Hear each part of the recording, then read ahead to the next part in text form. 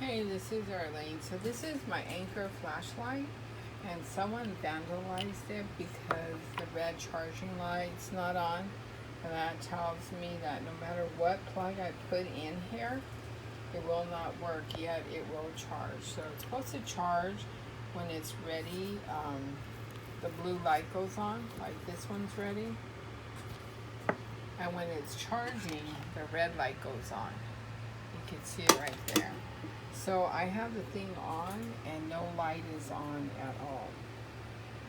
And that tells me someone vandalized it because a lot of the charging ports are not going in. They're not fitting. So I don't know what they did, but somebody definitely went into my apartment while I was gone at my mom's.